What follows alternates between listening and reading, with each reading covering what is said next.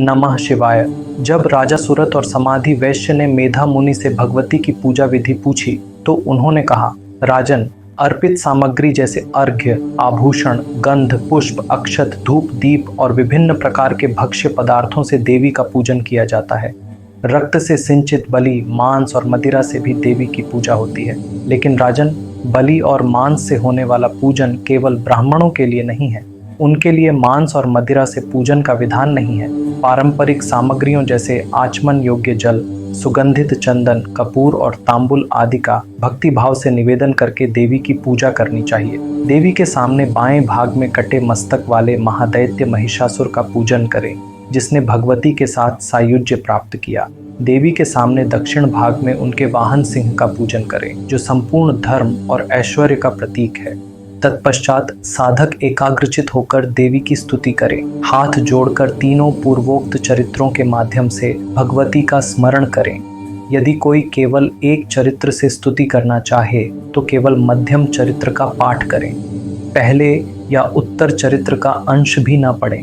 पाठ समाप्ति के बाद साधक प्रदक्षिणा करें, नमस्कार करें और आलस त्याग कर मस्तक पर हाथ रखकर बारंबार अपने अपराधों और भूलों के लिए क्षमा प्रार्थना करें। सप्तशती का प्रत्येक श्लोक मंत्र रूप है।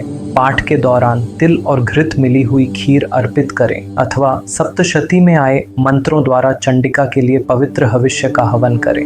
होम के पश्चात साधक एकाग्रचित होकर भगवती के नाम मंत्रों का उच्चारण करते हुए पुनः उनकी पूजा करें।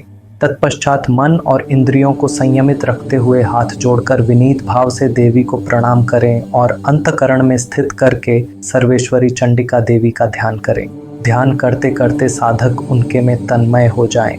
इस प्रकार जो मनुष्य प्रतिदिन भक्ति पूर्वक परमेश्वरी का पूजन करता है, वह मनोवांछित भोगों को प्राप्त कर अंत में देवी का सायुज्य प्राप्त करता है। जो भक्त वचन से चंडी का प्रतिदिन पूजन नहीं करता, वह देवी परमेश्वरी के प्रकोप से विनष्ट हो जाता है। इसलिए राजन, आप सर्वलोक महेश्वरी चंडी का शास्त्रोक्त विधि से पूजन करें। इससे आपको सुख, समृद्धि और रक्षा प्राप्त होगी। यह दुर्गा सप्तशती आपके लिए है।